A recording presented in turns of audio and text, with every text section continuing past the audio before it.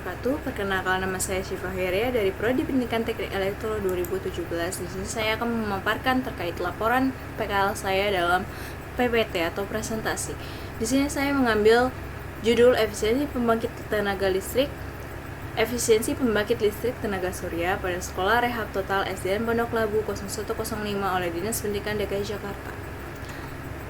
Yang pertama yaitu ada waktu dan tempat PKL, yaitu di Dinas Pendidikan DKI Jakarta, alamatnya Jalan Gatot Subroto, nomor Kavling 441 RT 8 RW 3, Kuningan Timur, Setiabudi, Kota Jakarta Selatan, Daerah Khusus Ibu Kota Jakarta.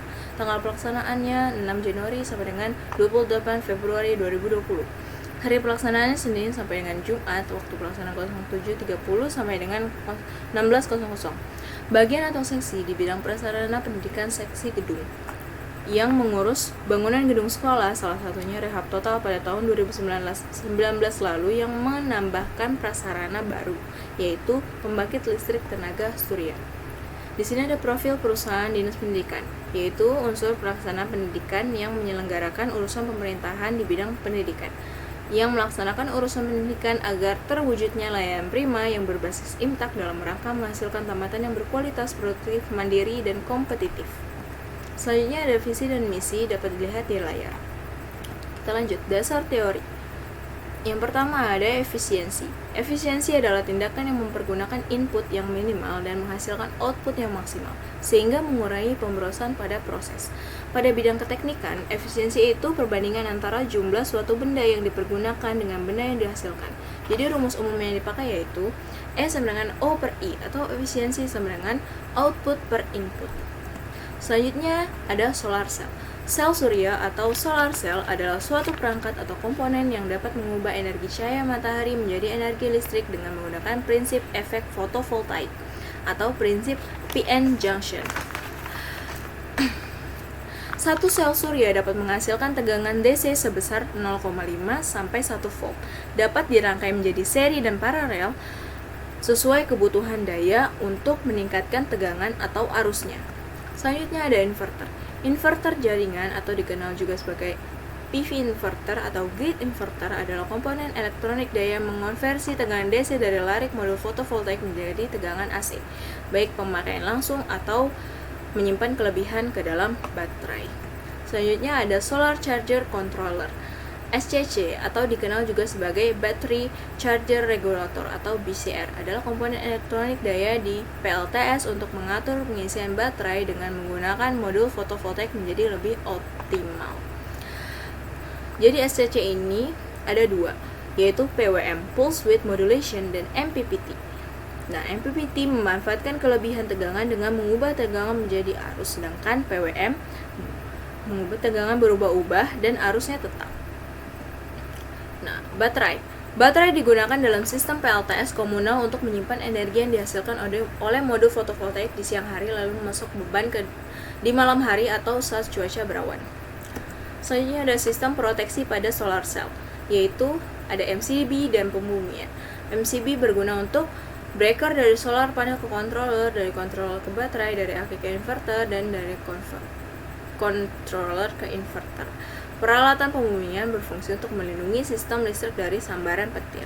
Selanjutnya ada analisa pekerjaan. Jadi di Dinas Pendidikan DKI Jakarta bidang prasardik seksi gedung, kami ditugaskan untuk memonitoring sistem PLTS pada Sekolah Rehab Total tahun 2019 di DKI Jakarta.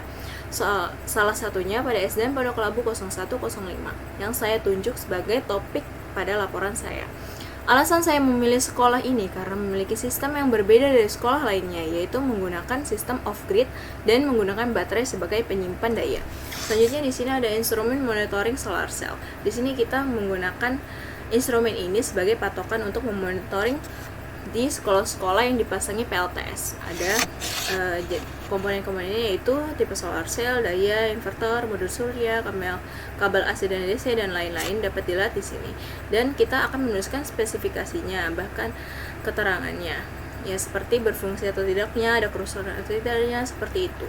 Selanjutnya kita akan masuk ke hasil monitoring di SDN Pondok Labu 0105 pada tanggal 10 Februari 2020 pada pukul 11.30 saat matahari sedang terik. Tipe solar cell yang digunakan yaitu spesifikasinya yaitu polikristalin dan mereknya Algrid Solar. Daya maksimal per modulnya yaitu 310 Wp.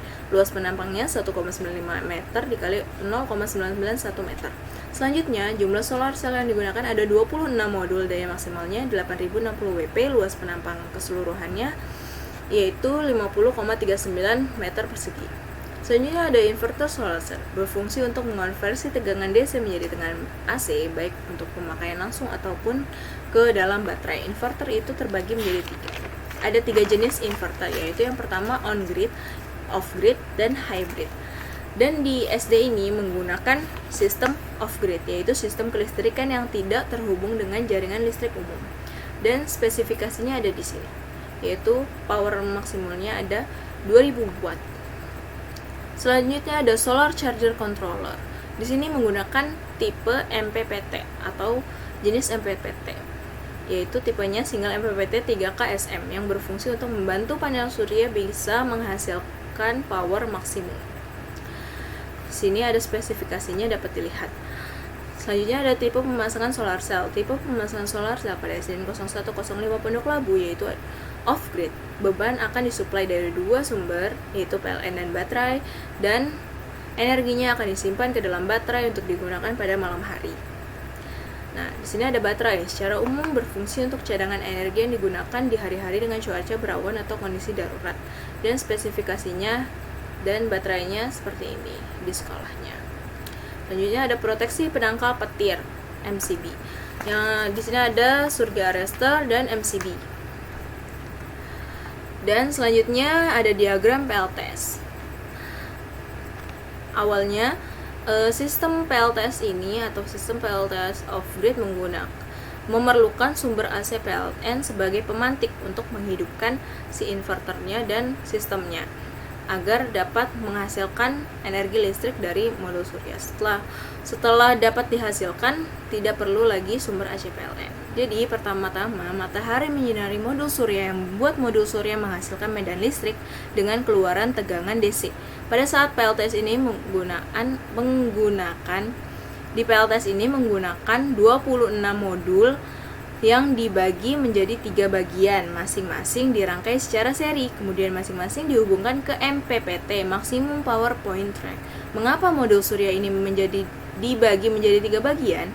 Karena kita di sini menggunakan MPPT 3 buah dan masing-masing dayanya 3000 supaya tidak kelebihan daya saat dihubungkan yang akan menyebabkan kerusakan. Setelah itu, dari 3 MPPT digabungkan pada DC-DB, yaitu DC Distribution Box. Selanjutnya, keluarannya dihubungkan ke inverter. Setelah itu disimpan ke dalam baterai masih tegangan DC. Pada malam hari, listrik pada baterai dialirkan ke inverter untuk mengubah tegangan DC menjadi AC yang akan didistribusikan ke beban yang digunakan pada malam hari. Nah, pada SDN Pondok Labu 0105 ini, yang daya yang dihasilkan oleh modul surya atau PLTS ini digunakan untuk penerangan balkon pada malam hari. Selanjutnya ada efisiensi. Berdasarkan hasil monitoring pada tanggal 10 Februari 2020 pukul 11.30 waktu Indonesia Barat, diambil rata-rata radiasi matahari di Indonesia yaitu 1000 watt per meter kubik. Dapat kita hitung efisiensi daya PLTS berdasarkan presentase rasio daya output dengan daya input. Dengan rumus, yang pertama kita mencari berapa yang dapat dihasilkan pada saat ini ya. P-out-nya berarti daya yang dikeluarkan pada saat ini yaitu 5765,6 watt dibagi dengan P-in. P-nya itu ada G. G di sini adalah radiasi matahari di Indonesia dan dikalikan dengan A.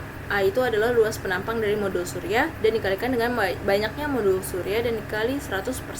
Dan hasilnya adalah 11,44%. Selanjutnya, kita menghitung efisiensi dengan P-out maksimalnya yang diperoleh. Nah, P-out-nya ini, P-out maksimal dari modul surya yang diperoleh itu maksimalnya berapa ya? Maksimal tadi kan 8060 watt dan dibagi dengan P-in yang sama dengan seperti tadi ya. G dikalikan A dikalikan banyak modul surya dan hasilnya 16% dan 16% ini efisiensi maksimalnya. Berdasarkan perhitungan yang diperoleh, dapat disimpulkan bahwa efisiensi daya PLTS pada saat monitoring 11,44%, daya efisiensi daya yang maksimal sebesar 16%. Persentase perbandingan antara efisiensi daya yang dapat dengan efisiensi daya minimal adalah 14,44 dibagi 16 kali 10% sama dengan 71,5%. Dan disimpulkan bahwa efisiensi daya yang didapat pada saat itu sebesar 71,5% dari efisiensi daya maksimal. Yaitu disimpulkan bahwa SDN Pondok Labu 0105 menggunakan PLTS yaitu efisien karena efisiensinya sebesar 71,5%. Berarti efisien. Terima kasih yang telah menonton video ini. Kurang lebihnya mohon maaf. Wassalamualaikum warahmatullahi wabarakatuh.